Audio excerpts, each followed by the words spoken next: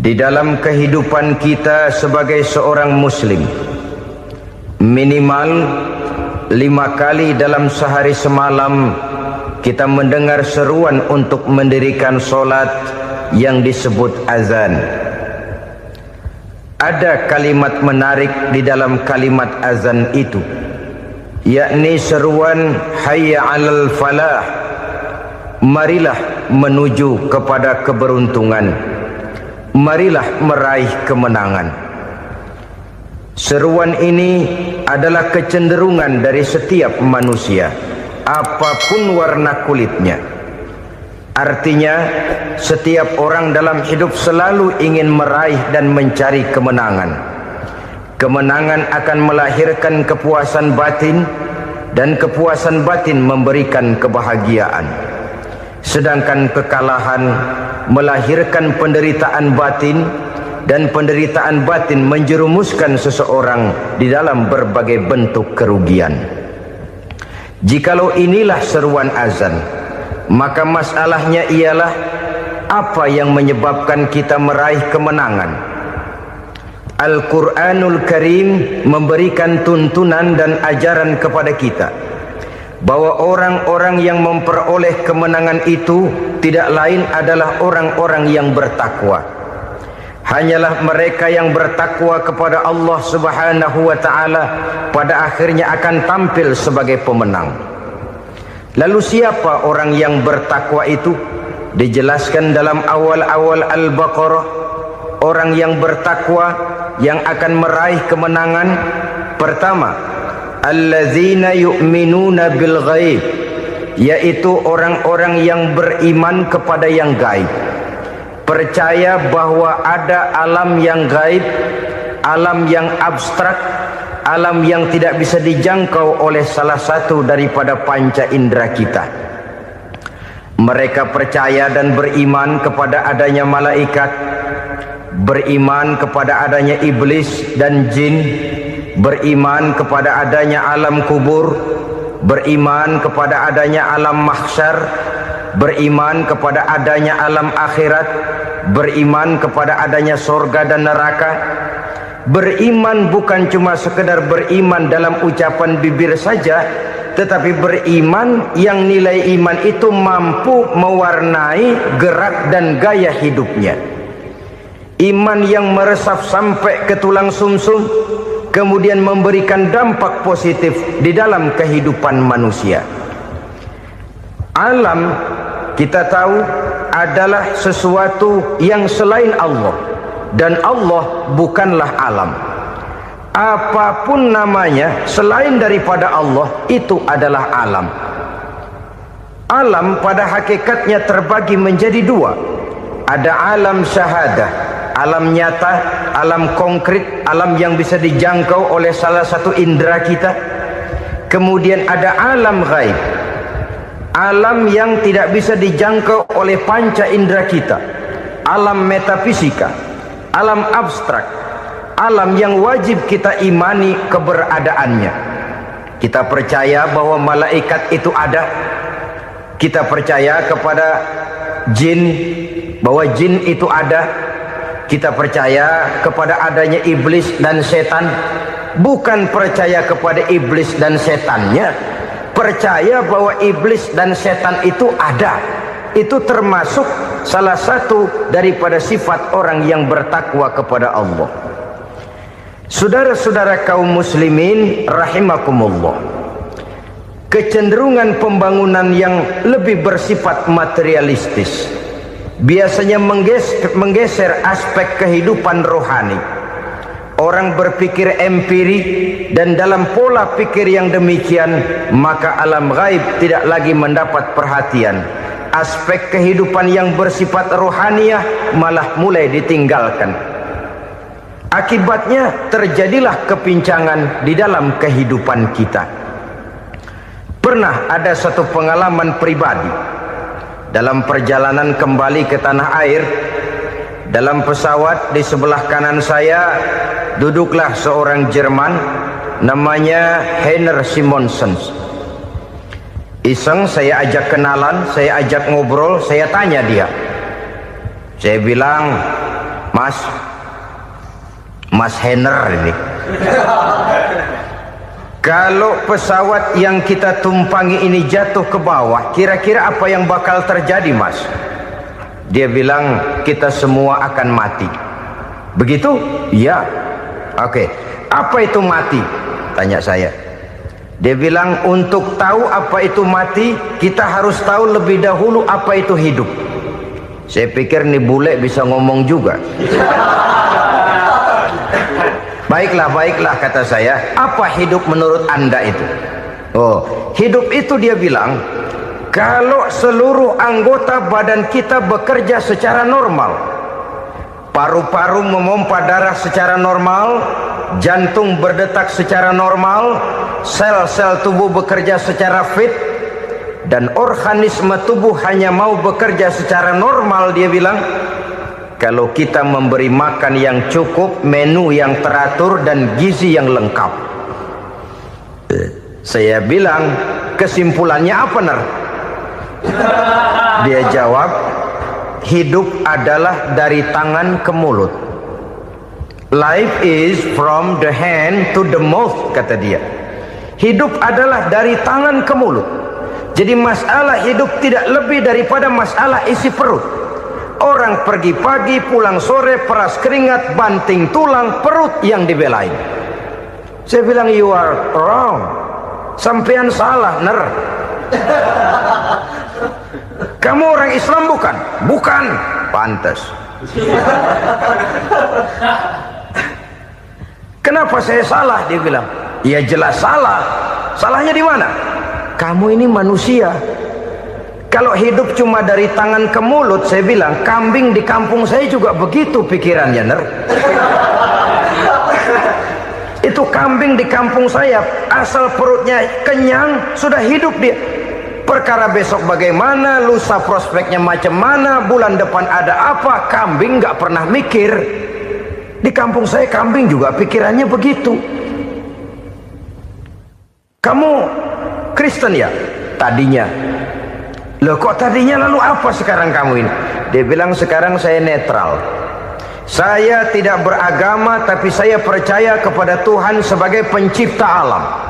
Saya ingat benar dia bilang, I haven't any religious, but I believe to God as the creator of the world. Kenapa bisa netral begitu, Ner? Habis saya bingung, katanya.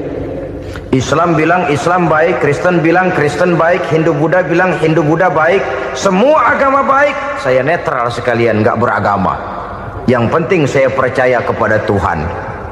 Saya bilang, Ner, kamu ini kayak orang mau beli celana, lalu bingung.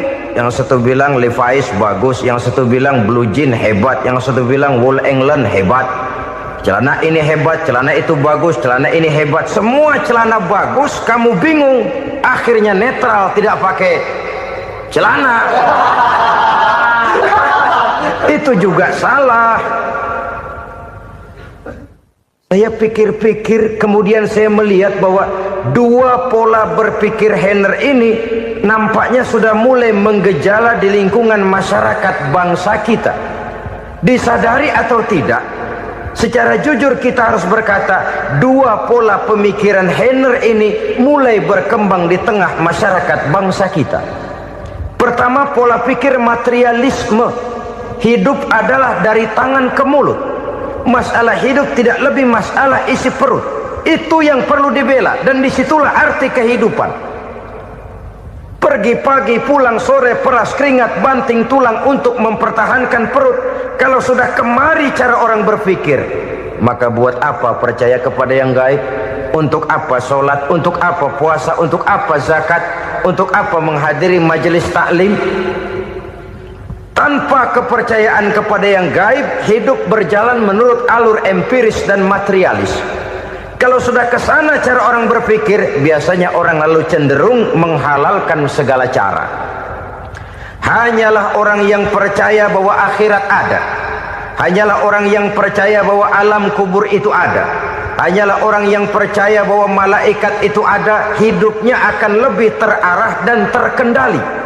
Karena kepercayaan kepada yang gaib yang merupakan fase daripada kehidupan setelah hidup yang sekarang ini, mewarnai gerak pribadi seseorang di dalam dia melakukan kegiatan hidupnya. Pola berpikir materialisme, disadari atau tidak, mulai menggejala di lingkungan masyarakat bangsa kita. Hidup tidak lebih dari urusan tangan ke mulut, mulut ke tangan, tangan ke mulut. Asal perut sudah kenyang, hiduplah sudah. Perkara bagaimana prospek hari yang akan datang, bagaimana akhirat, tidak jadi persoalan. Ini yang oleh Nabi diperingatkan, ad-dunya sijnul mu'min wa jannatul kafir. Dunia adalah penjara bagi orang beriman dan surga bagi orang kafir. Dulu di zaman Belanda hadis ini pernah disalah tafsirkan, disalah artikan, digunakan sebagai senjata untuk mengkebiri dan membuat impoten umat Islam. Sudahlah umat Islam gak usah macam-macam, kata Belanda. Dunia ini kan penjara buat orang Islam, surga buat orang kafir. Di penjara jangan bertingkah.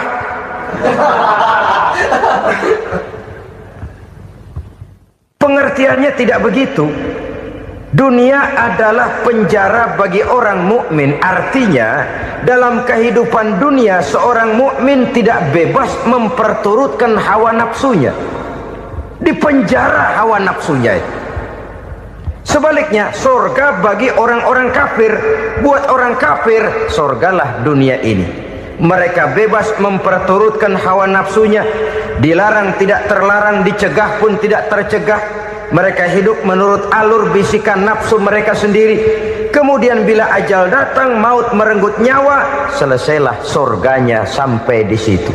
Maka bagi orang-orang yang tidak percaya kepada adanya akhirat, kepada adanya alam gaib, surganya sebatas umurnya. Sekali lagi, surganya sebatas umurnya. Bila umur selesai, ajal pun datang merenggut nyawa, selesailah sudah surganya sampai di situ. Alangkah pendeknya perjalanan orang-orang yang tidak percaya kepada alam gaib ini. Bagi kita mukmin, jikalau kita mampu memenjarakan hawa nafsu, kita bisa bahagia di dunia ini. Dan Islam memang tidak menyuruh kita sengsara di dunia. Raih dunia, kejar dunia, gapai dunia sebagai alat untuk mencapai kebahagiaan di akhirat nanti. Hidup adalah satu perjalanan panjang yang terbentang sejak kita terlahir dari alam rahim sampai kepada alam akhirat nanti. Andai kata kita gagal meraih kebahagiaan di dunia, toh kita masih punya akhirat. Tapi jangan jadi dalil yang melemahkan semangat.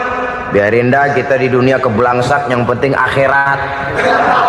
Akhirnya dunia benar-benar kebelangsak. Bagaimana dunia ini bisa kita raih, dan bagaimana meraih dunia untuk menunjang kepentingan akhirat nanti.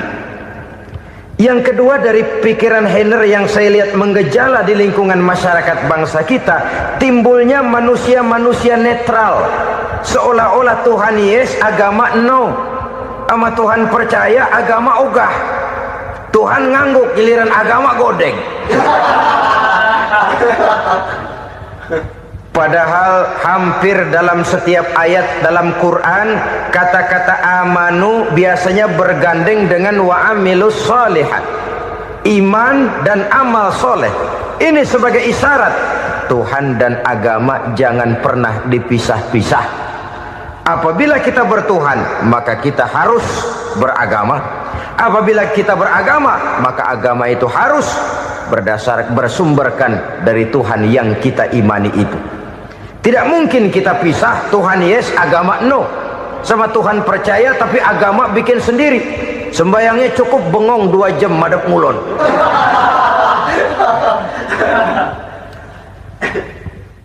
Saudara-saudara kaum muslimin rahimakumullah.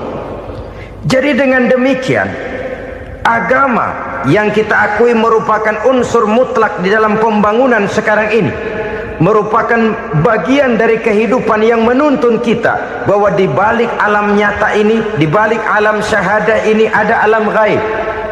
Dan mudabbir, murabbi, yang mengatur, yang menguasai, yang memelihara baik dia alam nyata, baik dia alam gaib, tidak lain adalah Allah Subhanahu wa ta'ala. Di sana ada satu super power satu maha kekuatan yang kita perlu bersandar kepadanya. Sebagai makhluk nyata yang hidup di alam nyata, berbuatlah secara nyata sebagaimana harusnya kita berbuat. Karena Islam jelas bukan agamanya orang pemalas.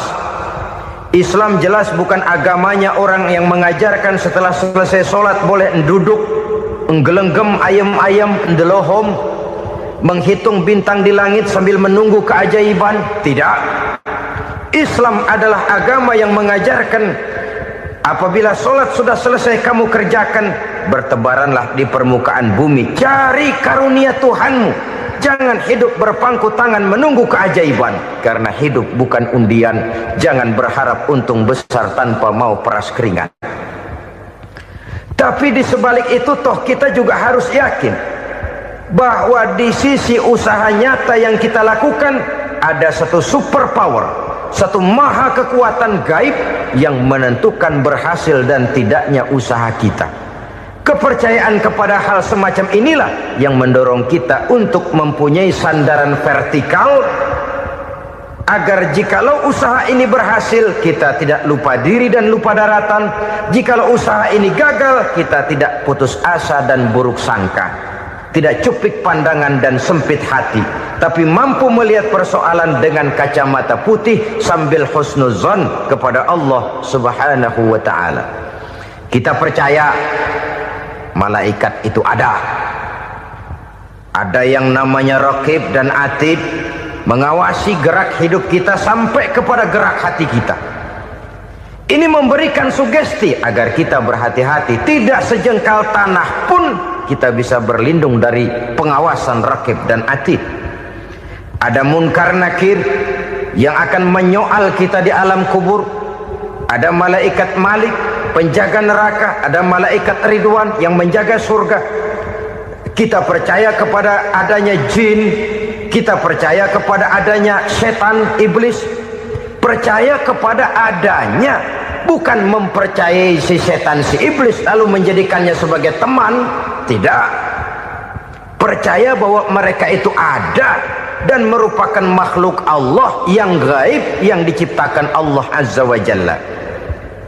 Kepercayaan kepada alam gaib memberikan motivasi terhadap gerak lahir manusia, sehingga dengan motivasi kepercayaan kepada yang gaib, gerak lahir jadi lebih terarah, jadi lebih terpelihara.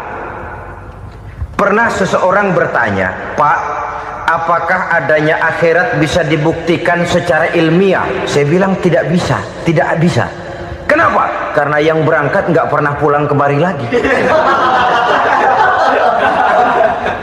Kalau dia pulang kemari bisa kita tanya bagaimana enak di sono. Cuma secara moral saya katakan, lebih beruntung orang yang percaya kepada akhirat daripada yang tidak. Sekarang saudara percaya akhirat ada, lalu saudara baik-baik di dunia, sholat, puasa, zakat, menolong orang lain, menebarkan kebajikan. Saudara mati, andai kata akhirat tidak ada, toh dalam hidup saudara sudah berbuat baik, paling tidak nama saudara akan dikenang sebagai orang baik. Sebaliknya, saudara percaya, kata saya, bahwa akhirat tidak ada, lalu hidup semau-maunya, tenggelam dalam maksiat dan munkarat, menentang Allah, tidak mau ruku dan sujud, lalu saudara mati, kemudian akhirat ada, ayo mau apa? Bekal tidak punya. Jadi secara moral lebih beruntung orang yang percaya kepada adanya akhirat daripada yang tidak percaya. Dan itu alam gaib yang tidak bisa dibuktikan secara eksat. Jangankan untuk membuktikan seperti itu, dalam kehidupan sehari-hari saja yang kita rasakan tidak selalu berbentuk toh. Angin, bagaimana sih bentuknya angin? Kita tidak tahu. Merah, buktinya kalau dikerok merah. Yang merah itu kulit, yang kulit kita bukan anginnya. Sakit, rasa sakit itu ada, tapi bagaimana bentuk sakit kita nggak pernah tahu. Kalau kita makan cabai pedas, bagaimana bentuk pedas itu tidak ada, tapi rasa ada. Bentuk pedas hijau, cabenya bukan pedasnya. Tidak semua yang kita rasakan bisa kita gambarkan dalam bentuk yang konkret. Oleh karena itu, sekali lagi bahwa kepercayaan kepada alam yang gaib mampu memberikan satu sugesti yang menata kehidupan seseorang lebih lurus, lebih terarah, dan lebih terkendali. Maka wajar kalau kepercayaan kepada yang gaib mengantarkan seseorang untuk meraih kemenangan. Kenapa? Dia percaya kepada yang gaib, bahwa akhirat ada, bahwa alam kubur ada, bahwa pertanggungan jawab itu ada. Maka dia lalu tidak hidup saenae udele dewe gitu loh. Tidak hidup menurut seleranya sendiri, terarah, teratur. Ini cirinya yang pertama. Orang bertakwa yang akan meraih kemenangan, mereka beriman, mereka percaya kepada yang gaib. Bahkan hal-hal konkret saja selalu berangkat dari yang gaib. Saudara-saudara, para remaja, para pemuda sekarang ini tidak pernah tahu toh siapa yang akan jadi teman hidup saudara. Kita bisa saja ngerancang, mentargetkan, tapi toh akhirnya yang namanya jodoh bukan kekuasaan kita. Rezeki di luar kemampuan kita. Begitu juga ajal.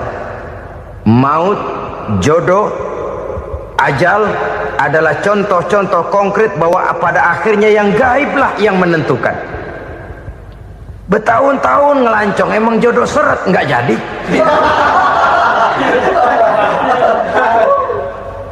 Begitu kenal baru setengah malam nginep ditangkap hansip kan. Hal-hal semacam itu kadang-kadang kita berpikir suuzon, gilet, perempuannya cakep banget, lakinya rebek amat. Memang begitulah jodohnya.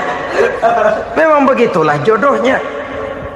Saudara hadirin ma'asyiral muslimin yang saya hormati, jadi hal-hal yang konkret saja kita yakini sepenuhnya ditentukan oleh satu superpower yang gaib itu tadi. Dari sanalah segala ketentuan itu berangkat dan kesanalah segalanya akan kembali. Maka kepercayaan kepada yang gaib meluruskan gerak hidup seseorang dan itu akan mengantarkan dia kepada meraih kemenangan. Satu. Yang kedua, wa yuqimuna shalah. Orang bertakwa yang akan meraih kemenangan itu adalah orang-orang yang mendirikan sholat. Kenapa sholat mengantarkan orang untuk meraih kemenangan? Yang jelas, inna sholata tanha anil fahsya'i wal munkar. Sholat mampu mencegah manusia dari perbuatan keji dan munkar. Banyak filsafat hidup yang terkandung di dalam sholat ini. Sejak kita wudhu sampai kita menghadap ke arah kiblat, sampai kita melakukan gerak-gerak sholat, bacaan-bacaan yang ada di dalam sholat, lalu sampai kepada mengucapkan salam. Banyak filsafat hidup yang terkandung di dalam sholat.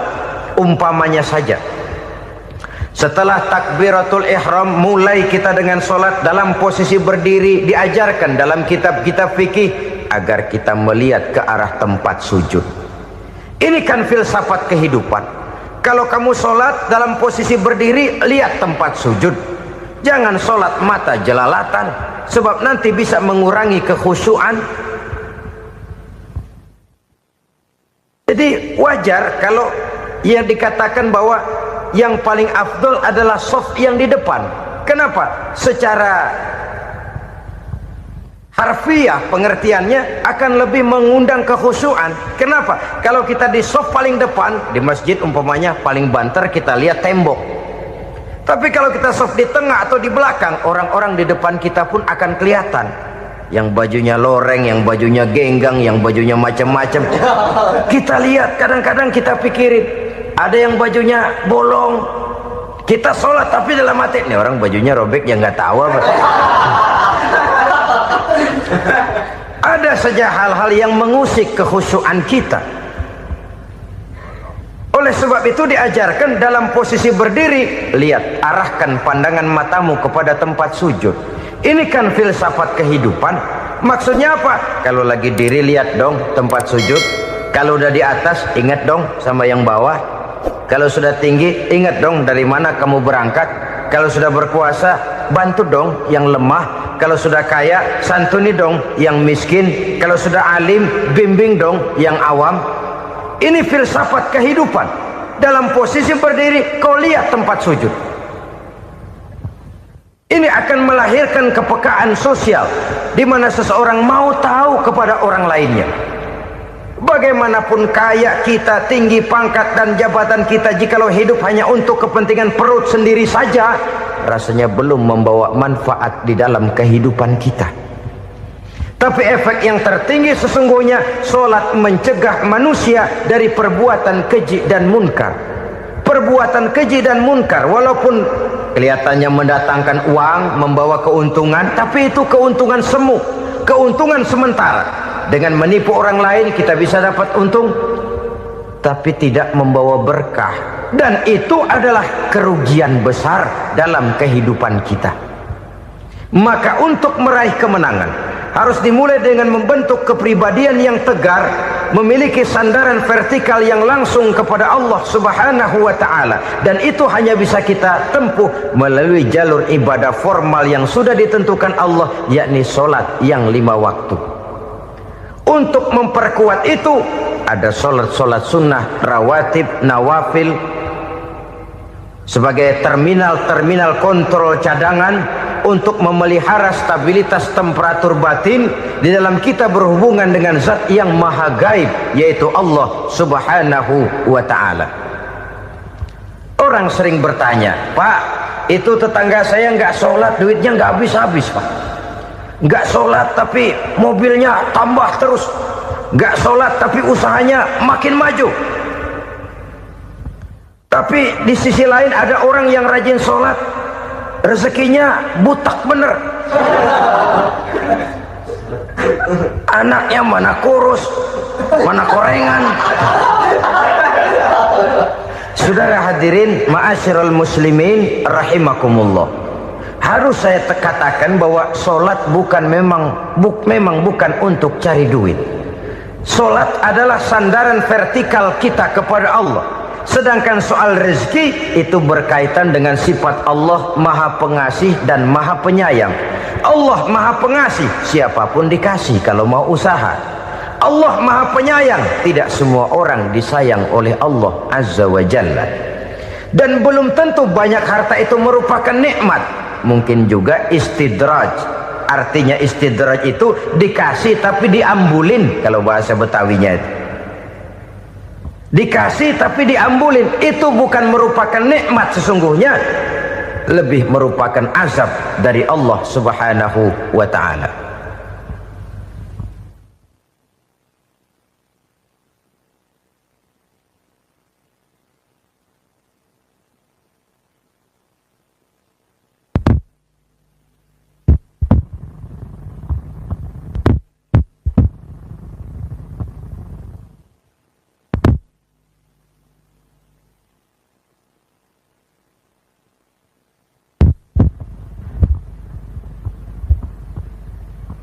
Agama mempunyai sistem solat, dan kita umat Islam telah dituntun oleh Allah Subhanahu wa ta'ala yang wajibnya 5 kali dalam sehari semalam mendirikan solat, dan itu tentu berada dalam jangkauan kemampuan manusia.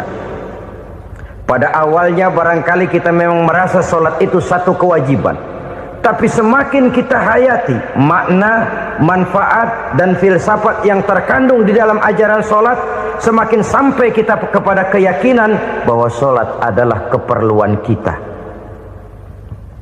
Sehingga pada waktu tertentu dinilai puncaknya, kita tidak lagi akan berkata saya wajib solat, tapi kita akan berkata saya perlu solat. Kalau kita sudah merasakan itu adalah keperluan kita, nah di sanalah kita baru akan merasakan ruginya kalau hal itu tidak kita laksanakan. Sepanjang kita masih berkata saya wajib sholat, kita akan lebih merasakan dia sebagai beban ketimbang sebagai keperluan. Yang jelas Allah tidak memerlukan ibadah yang kita laksanakan ini. Dengan kata lain, Andai kata satu dunia penuh ini orang tidak ada yang sholat satu pun, Allah tidak akan turun dari jabatan Tuhan. Jangan lalu berpikir kalau kita ngambek se-RW kagak sembahyang Tuhan tekor kali ini ya. Tentu tidak. Itu perlunya kita, bukan perlunya Allah. Dan pada induknya kita akan berkata, saya perlu agama. Kalau secara induk kita sudah memerlukan agama, maka konsep-konsep yang ada di dalam ajaran agama itu pun adalah juga merupakan keperluan kita. Baik dia bernama sholat, baik dia bernama puasa, baik dia bernama zakat, baik dia bernama haji, seluruhnya adalah keperluan kita. Dan sesuatu yang kita perlukan apabila tidak kita laksanakan akan melahirkan kerugian di dalam kehidupan. Jangan heran kalau kita membaca riwayat perjalanan hidup para salafus soleh, orang-orang soleh. Ada yang tahajud sampai 100 rakaat, ada yang sholat malam kakinya sampai bengkak. Kita sekalinya bengkak biri-biri. Ada yang sholat membaca surah dalam Al-Quran sampai khotam Quran. Kok mau? Mereka sudah merasakan itu keperluan. Itu saja soalnya. Satu saat pun jikalau kita merasa bahwa itu keperluan saya, kita pun akan melaksanakan seperti itu. Keperluan saya dalam kehidupan. Inilah yang kedua. Yang ketiga, orang bertakwa yang akan meraih kemenangan itu, wa mimma razaqnahum yunfikun. Mereka membelanjakan sebagian daripada rezeki yang diberikan Allah kepada mereka. Mereka infakkan di jalan Allah. Ada satu dialog menarik. Satu hari seorang anak muda bertemu dengan seorang kakek-kakek yang sudah dikenalnya baik. Bertanyalah anak muda ini, "Kek, umur kakek berapa tahun?" 15 tahun, kata si kakek. Anak kakek berapa orang? 1. Harta kakek berapa banyak? 15 juta. Si anak muda ini bengong. Lalu protes, "Kok kakek bohongin saya?" "Kenapa?" "Saya tahu umur kakek 70 tahun. Kenapa ngaku 15? Saya tahu anak kakek 5. Kenapa bilang 1? Saya tahu kakek miliuner, miliaran uang kakek. Kenapa ngaku cuma 15 juta? Begini, kata si kakek tadi. Benar, umur saya 70 tahun. Tapi dari umur yang 70 tahun itu baru 15 tahun terakhir ini saya merasakan ibadah kepada Allah. Meninggalkan maksiat, jauh dari segala macam munkarat. Maka yang 15 tahun inilah yang benar-benar saya rasakan sebagai umur saya. Benar anak saya 5, tapi yang 4 susah diatur. Cuman 1 rasanya nih yang bakal jadi si buah hati belahan jantung pelanjut cerita penerus sejarah. Cuma 1 ini yang saya harapkan, yang akan jadi anak soleh, yang akan membuat saya menerima pensiunan pahala. Kalau yang 4 apek dah, nggak ada harapan. Yang 1 nyekek botol melulu. Oh begitu, iya. Lalu kenapa kakek bilang harta kakek cuma 15 juta padahal saya tahu kakek uangnya miliaran, depositonya banyak? Ya karena 15 juta itulah yang saya ingat yang pernah saya belanjakan di jalan Allah. Saya merasa itulah harta saya yang sebenarnya. Yang miliaran yang saya simpan di bank kelak kalau satu saat saya mati akan jadi rebutan di antara anak-anak saya. Iya kalau anak saya soleh kayak yang 1 ini. Kalau yang 4 tadi udah tulen dia bakal berantem dah berebut tuh. Jadi 15 juta yang saya belanjakan di jalan Allah inilah yang saya merasakan benar-benar harta saya yang sesungguhnya. Dialog ini patut menjadi bahan renungan kita bersama. Diberikan kita umur 40, 50, 60, 70, 80. Berapa tahun dari umur yang diberikan itu yang jalan mulus, yang kita gunakan untuk melaksanakan ibadah? Banyak harta kita simpan di bank, di lemari, di dompet, di tas. Tapi berapa yang sudah kita depositokan di jalan Allah yang akan menemani kita di hari kita kembali nanti? Maka orang bertakwa yang akan meraih kemenangan, wa mimma razaqnahum yunfikun, mereka membelanjakan sebagian dari rezeki yang diberikan Allah di jalan Allah subhanahu wa ta'ala.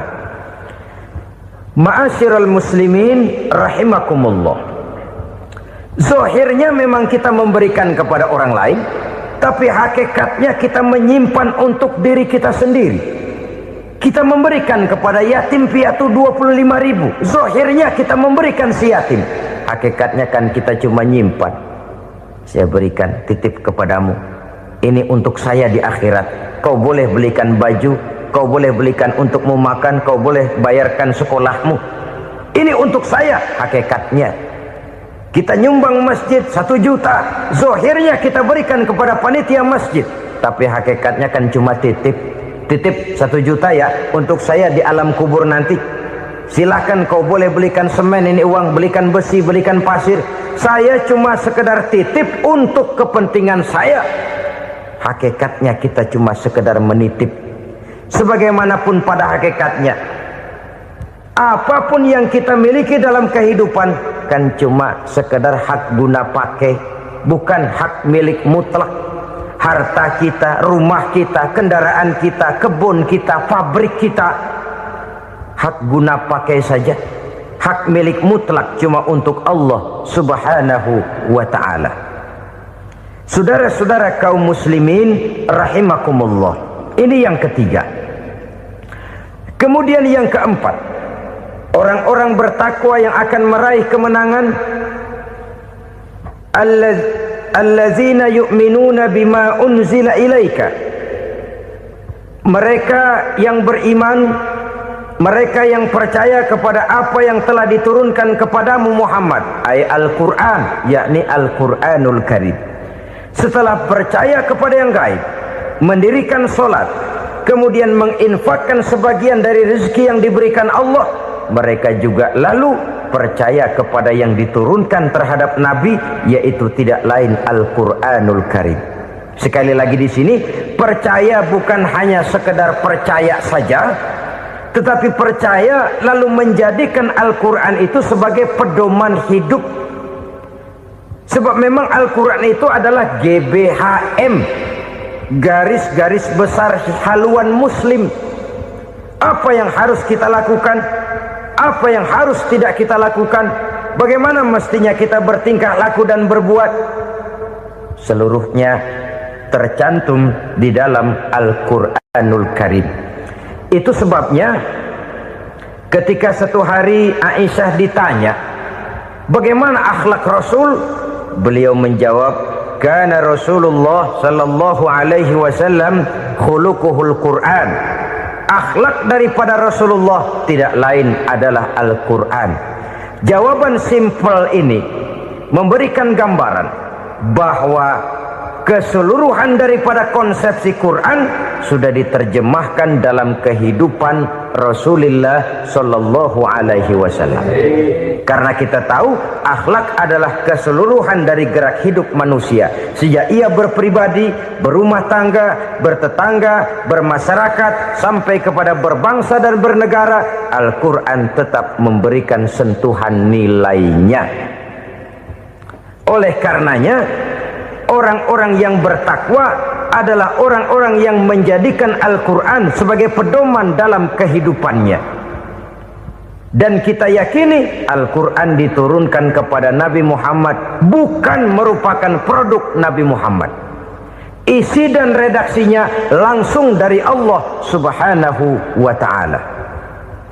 Kemudian cirinya yang kelima, orang bertakwa yang akan meraih kemenangan itu, wa ma unzila min qablika, tidak hanya sekedar percaya kepada yang diturunkan terhadap Nabi Muhammad yaitu Al-Quran, mereka juga percaya kepada apa yang pernah diturunkan kepada para nabi, kepada para rasul sebelum Nabi Muhammad.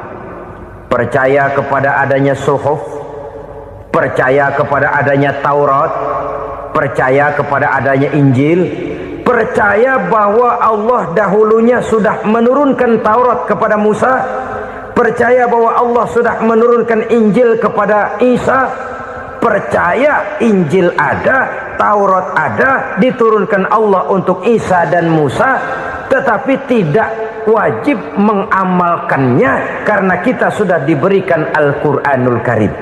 Ini yang perlu saya garis bawahi. Kita percaya Allah telah menurunkan Injil dahulu kepada Isa. Kita percaya bahwa Allah telah menurunkan Taurat dahulunya kepada Nabi Musa. Kadang-kadang ini dijadikan dalih, dikacaukan pengertiannya. Quran saja mengajarkan bahwa orang yang bertakwa harus percaya kepada Injil, maka pakailah Injil. Apalagi kalau ayat sebelumnya ditilap, dihapus, dihilangkan, Injilnya yang ditekankan, maka akan terjadilah penekanan yang salah arah. Karena salah arah akhirnya bisa merusak dan menghancurkan akidah. Ketika Rasul suatu saat pernah ditanya orang, "Ya Rasul, bagaimana sikap kita sebagai muslim terhadap Injil yang ada sekarang?" Beliau menjawab, "La tukadzibuhu jami'an wa la tusaddiquhu jami'an." Jangan didustakan seluruhnya, jangan juga dibenarkan semuanya. Artinya, ini sudah merupakan gambaran dari Rasul bahwa dalam Injil yang ada sekarang masih ada ajaran-ajaran tauhid yang dibawa oleh Nabi Isa dan diajarkan kepada umatnya. Tapi juga dalam Injil yang sekarang ini sudah terkena intervensi dan investasi manusiawi. Karena itu Rasul menyimpulkan, la tukadzibuhu jami'an wa la tusaddiquhu jami'an. Jangan didustakan semua, jangan dibenarkan seluruhnya. Kita memang percaya Allah telah menurunkan Injil kepada Nabi Isa dulu, tapi kita tidak wajib mengamalkan Injil. Kita percaya Allah telah menurunkan Taurat kepada Nabi Musa, tapi kita tidak wajib mengamalkan kitab ajaran Taurat. Yang wajib kita percayai dan kita amalkan hanyalah Al-Quranul Karim. Kenapa? Oleh karena baik yang ada di dalam Taurat, baik yang ada di dalam Injil, tentu tercakup di dalam Al-Quran sebagai kitab terakhir yang diturunkan oleh Allah Subhanahu wa Ta'ala. Dan itu wajar. Kalau seorang pejabat mau mengeluarkan satu keputusan baru, tentu dia harus meninjau keputusan-keputusan lama. Andai kata dianggap tidak berlaku, dianggap tidak relevan lagi, maka keputusan-keputusan lama itu tentu sudah dianggap tidak berlaku. Sebagian daripada aturan-aturan dalam keputusan lama yang masih dianggap relevan tercantum dalam keputusan baru yang wajib diamalkan. Begitulah hubungannya antara Al-Quran, Taurat, Zabur, dan Injil. 4 kitab samawi yang diturunkan Allah masing-masing kepada Zabur untuk Nabi Daud, Taurat untuk Nabi Musa, dan Injil untuk Nabi Isa alaihi wassalatu wassalam. Ketiga-tiga kitab itu kita percayai adanya. Kita yakini Allah telah menurunkan Zabur, Taurat, dan Injil, tapi kita tidak wajib mengamalkannya. Yang wajib kita mengamalkannya sekarang ini tidak lain hanyalah Al-Quranul Karim saja, karena ia mencakup apa yang ada di dalam Zabur, apa yang ada di dalam Taurat, dan apa yang ada di dalam Injil. Keotentikannya bisa dipertanggungjawabkan. Ya, tapi kan Nabi Muhammad sudah mati 14 abad yang lalu, dan di zaman beliau Al-Quran kan belum dikodifikasikan, belum ditulis. Bagaimana keotentikannya bisa dipertanggungjawabkan? Mudah saja. Allah berjanji, "Inna nahnu nazzalna dzikra wa inna lahu lahafizun." Kami yang menurunkan Al-Quran dan kami yang akan menjaga dan memeliharanya. Allah turunkan Quran, Allah menjaganya. Bagaimana cara Allah menjaga Al-Quran itu? Banyaknya orang-orang yang hafaz Al-Quran. Hafaz Al-Quran 30 juz, 114 surah, 6.666 ayat. Sehingga jangankan satu kata, jangankan satu ayat, satu kalimat saja berubah sudah akan timbul reaksi dan mudah dimengerti. Kenapa? banyak orang-orang yang hafaz Al-Quran. Sedangkan pada setiap akhir tahun biasanya malaikat Jibril selalu mengadakan checking terhadap ayat-ayat yang diturunkan pada waktu itu. Di zaman Nabi sendiri sudah ada usaha kodifikasi. Dan yang lebih luar biasa lagi, sampai hari ini tidak seorang pun mampu membuat satu ayat saja semacam Al-Quran. Ke bahasa manapun dia diterjemahkan, naskah aslinya tetap ikut. Rujukan dasarnya tetap ada. Berdasarkan itu, maka tidak mungkin terjadi penyelewengan terhadap atau pemalsuan terhadap ayat-ayat Al-Quranul Karim. Kesuciannya, keotentikannya, kemurniannya bisa dipertanggungjawabkan. Ma'asyiral muslimin rahimakumullah. Oleh karenanya, konsepsi dasar daripada ajaran Islam ini memang tidak lain adalah Al-Quran dan Sunnah. Isi daripada agama Islam yang merupakan iman, Islam dan ihsan, konsepsi dasarnya tidak lain adalah Al-Quran dan Sunnah Rasulullah Sallallahu Alaihi Wasallam. Maka yang kita perlukan sekarang ini adalah terjemahan Al-Quran di dalam kehidupan kita. Dengan demikian, maka gaya kehidupan yang lebih Qurani itulah yang kita dambakan. Kita perlu memang terjemahan Quran dalam bahasa Inggris, dalam bahasa Belanda, dalam bahasa Jepang, tapi yang lebih kita perlukan adalah terjemahan Quran di dalam kehidupan kita. Konsekuen, tidak memanipulasi, ringan sama kita jinjing, berat sama kita pikul. Jangan kalau lempengan ayat Quran tuh kira-kira enak diamalin, keras teriakan kita. Giliran kira-kira ayat Quran itu mukul kepala kita sendiri, diam kita. Itu ciri yang pernah disindir Allah dalam awal-awal Baqarah juga itu. Ciri beragamanya orang yang munafik. Kullama adha'a lahum masyawfih, kata Allah.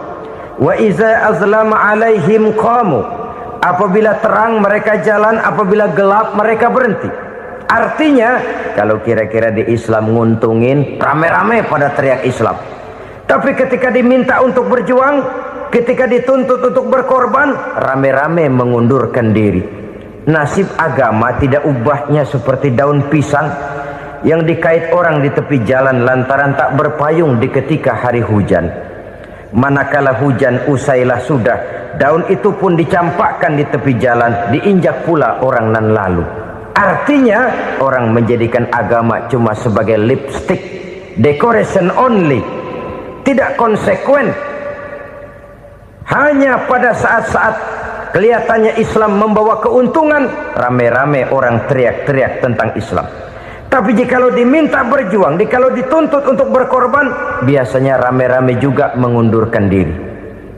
Jangan heran kalau mayoritas hitungan kita, tapi minoritas peranan kita. Kuantitas kita dalam jumlah, tapi dalam kualitas kita lebih sering jadi penonton daripada jadi pemain. Padahal itu sangat tidak boleh terjadi. Umat Islam di Indonesia harus bangkit. Umat Islam di Indonesia harus sadar akan keberadaannya. Tidak boleh hanya jadi penonton berpangku tangan, karena memang agama kita juga mengajarkan untuk konsekuen di dalam menjabarkan ajaran-ajaran daripada agama kita. Kita sering menjadi jatuh menjadi umat yang lemah oleh karena kita ini tidak pandai menggalang kebersamaan yang diakibatkan tidak konsekuennya kita. Diistilahkan bahwa umat Islam di dalam menggalang kebersamaannya itu harus seperti orang main sepak bola. Saudara-saudara kan tahu orang main sepak bola itu. Orang main sepak bola, kalau pertandingan belum dimulai sih silakan saja kumpul di luar lapangan, atur strategi yang baik. Tapi kalau pertandingan sudah dimulai, turun ke lapangan hijau, jangan kumpul terus. Ada sepak bola gotong royong, mundur-mundur rame-rame, depan ke depan kumpul melulu mainnya. Kalah. Orang main sepak bola itu ya harus ada penyerang tengah, harus ada penjaga gawang, harus ada strikernya, harus ada kiri luarnya, kanan dalamnya yang jadi backnya. Posisi boleh bermacam-macam, tapi yang penting saling ngoper untuk menggolkan gawang lawan. Begitulah umat Islam ini. Boleh ada yang jadi pejabat, boleh ada yang jadi pengusaha, boleh ada yang jadi petani, silakan ada yang jadi seniman, ada yang jadi penyair, ada yang jadi artis sekalipun. Tapi kalau sudah berhasil menguasai bola, jangan lupa operannya. Operan itu yang langka. Kita ini muslim kadang-kadang kalau sudah memegang menguasai bola, kalau belum mau mampus, belum mau ngoper. Nanti kalau sudah nggak punya bola, baru mau ngoper. Kalau sudah dengar-dengar mau dekat pensiun, baru mau jihad, baru mau berjuang, baru mau ngurus pesantren. Tanda tangan sudah tidak laku, memo sudah tidak dihargai, baru mau berjuang. Kemarin kemana, Mas? Kita tidak pandai memanfaatkan posisi. Dengan kata lain, kalau kembali kepada persoalan kita, konsekuensi kita terhadap agama yang kita anut ini belum ideal. Kita masih lebih sering berislam ini pada saat-saat yang menurut perhitungan kita membawa keuntungan. Tapi kalau diminta berjuang, dituntut berkorban, yang itu pun hakikatnya adalah untuk kepentingan kita juga. Allah tidak pernah menuntut kita untuk jihad bagi kepentingan Allah, itu tidak. Berjuang menegakkan agama Allah, apakah untuk kepentingan Allah? Tidak. Untuk kepentingan kita. Sebab nilai-nilai jihad itu pada akhirnya akan membawa kita kepada satu kebahagiaan. Setidaknya kalau tidak di dunia, tentu di akhirat sebagai syahid. Oleh karena itu, pada bagian akhir ini saya ingin mengajak, marilah kita konsekuen. Sekali kita berkitabkan Al-Quranul Karim, mari dia kita jadikan pedoman. Jangan cuma kita jadikan sebagai penghias dinding, pelengkap rumah, bahwa di rumah kita ada Al-Quran, tapi yang baca kecoa. Habis pada bolong tuh Quran. Yang penting kan punya Quran. Ditaruh di pintu rumah, biar apa? Biar kuntilanak kagak masuk katanya. Ya apa itu nasib Quran, cuma kerjanya jaga pintu, ngusir kuntilanak, ngusir memedi. Bagaimana kita hidup menurut tuntunan Al-Quran? Kadang-kadang tidak pernah menjadi masalah bagi kita. Maka bagaimanakah Al-Quran akan mungkin membawa keberkahan dalam hidup kalau ajarannya kita injak-injak dalam keseharian kita? Mewujudkan gaya hidup yang lebih Qurani, itulah yang akan kita rintis di dalam kehidupan kita, bertahap, step by step, menurut kemampuan yang ada pada kita. Jika jalan ini tidak bisa kita selesaikan, percayalah akan ada generasi penerus yang akan melanjutkan usaha dan cita-cita mulia itu. Jadi percaya kepada Taurat, percaya kepada Injil, sekadar percaya Allah dahulunya sudah menurunkan itu, tapi kita tidak wajib mengamalkannya. Kenapa? Generasi Injil masa berlakunya sudah kedaluarsa. Taurat masa berlakunya sudah kedaluarsa. Injil pernah berlaku untuk orang Nasrani di zaman Nabi Isa. Taurat pernah berlaku untuk orang Yahudi di zaman Nabi Musa. Setelah generasinya berlalu, datang Rasul penutup yang membawa Al-Quranul Karim, maka Al-Quran itulah yang berlaku menjadi pedoman sampai hari akhir nanti. Jangan jauh dari Al-Quran, karena apabila ini kita lakukan, maka kita akan kembali kepada satu gaya hidup yang jauh dari tuntunan agama, dan itu artinya kita akan semakin jauh untuk meraih kemenangan. Saudara-saudara kaum muslimin rahimakumullah. Yang keenam, yang terakhir, orang-orang bertakwa yang akan meraih kemenangan itu wabil akhirati hum yuqinun. Mereka percaya, mereka yakin seyakin-yakinnya akan adanya hari akhir, di mana seseorang akan mempertanggungjawabkan seluruh perbuatannya di dalam hidup ini, dan tidak ada satu perbuatan yang bagaimana kecilnya sekalipun yang tersembunyi dalam pandangan manusia yang tidak akan dibukakan persoalannya di mahkamah Qadi Rabbul Jalil di akhirat nanti. Itulah sebabnya maka percaya kepada akhirat disebut secara khusus. Padahal di awal tadi sudah dijelaskan yu'minuna bil ghaib, percaya kepada alam gaib, dan alam gaib ini termasuk akhirat. Kenapa pada bagian akhir disebut lagi akhirat? Karena ternyata bahwa kepercayaan kepada adanya akhirat merupakan induk dari kepercayaan terhadap adanya malaikat, setan, jin dan lain sebagainya, dan akan lebih memberikan sugesti dalam kehidupan manusia untuk meluruskan gerak hidupnya. Jikalau suatu saat tergerak hati akan berbuat kejahatan, ingin mencuri, sadarlah, awas ada akhirat. Sebab kalau kita cuma teriak awas ada polisi, itu cuma tertunda sementara. Begitu polisi meleng, embat. Kalau kita ingin berbuat jahat cuma berteriak awas ada hansip, cuma sementara ketika hansip itu ada.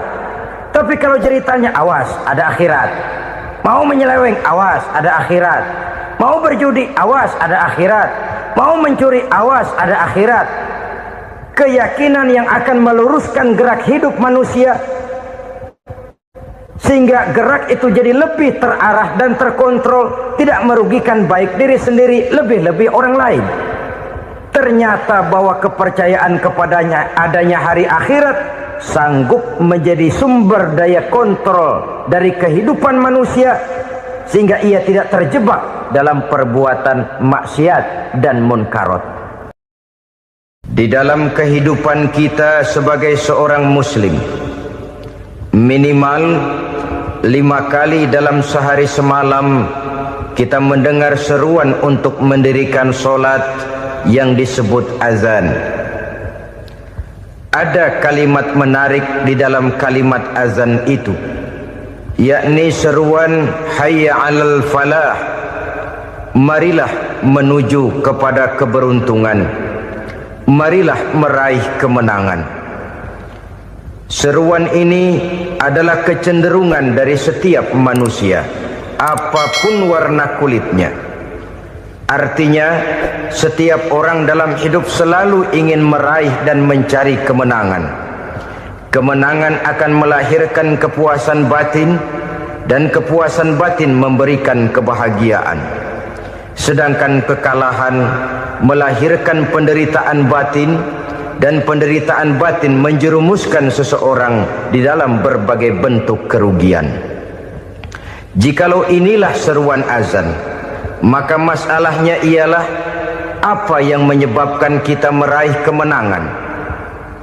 Al-Quranul Karim memberikan tuntunan dan ajaran kepada kita bahwa orang-orang yang memperoleh kemenangan itu tidak lain adalah orang-orang yang bertakwa. Hanyalah mereka yang bertakwa kepada Allah Subhanahu wa ta'ala pada akhirnya akan tampil sebagai pemenang. Lalu siapa orang yang bertakwa itu? Dijelaskan dalam awal-awal Al-Baqarah, orang yang bertakwa yang akan meraih kemenangan. Pertama, allazina yu'minuna bil ghaib, yaitu orang-orang yang beriman kepada yang gaib. Percaya bahwa ada alam yang gaib, alam yang abstrak, alam yang tidak bisa dijangkau oleh salah satu daripada panca indera kita. Mereka percaya dan beriman kepada adanya malaikat, beriman kepada adanya iblis dan jin, beriman kepada adanya alam kubur, beriman kepada adanya alam mahsyar, beriman kepada adanya alam akhirat, beriman kepada adanya surga dan neraka. Beriman bukan cuma sekedar beriman dalam ucapan bibir saja, tetapi beriman yang nilai iman itu mampu mewarnai gerak dan gaya hidupnya. Iman yang meresap sampai ke tulang sumsum, kemudian memberikan dampak positif di dalam kehidupan manusia. Alam, kita tahu, adalah sesuatu yang selain Allah, dan Allah bukanlah alam.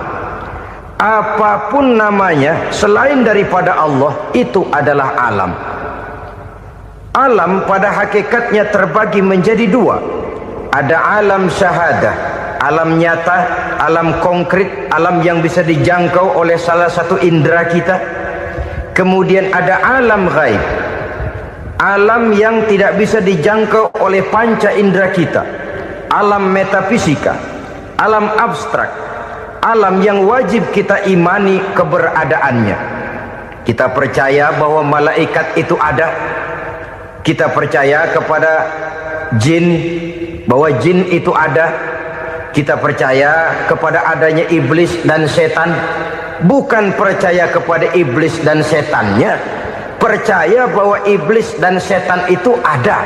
Itu termasuk salah satu daripada sifat orang yang bertakwa kepada Allah. Saudara-saudara kaum muslimin rahimakumullah, kecenderungan pembangunan yang lebih bersifat materialistis biasanya menggeser aspek kehidupan rohani. Orang berpikir empiri, dan dalam pola pikir yang demikian maka alam gaib tidak lagi mendapat perhatian. Aspek kehidupan yang bersifat rohaniah malah mulai ditinggalkan. Akibatnya terjadilah kepincangan di dalam kehidupan kita. Pernah ada satu pengalaman pribadi dalam perjalanan kembali ke tanah air. Dalam pesawat di sebelah kanan saya duduklah seorang Jerman namanya Heiner Simonsen. Iseng saya ajak kenalan, saya ajak ngobrol, saya tanya dia. Saya bilang, Mas Heiner ini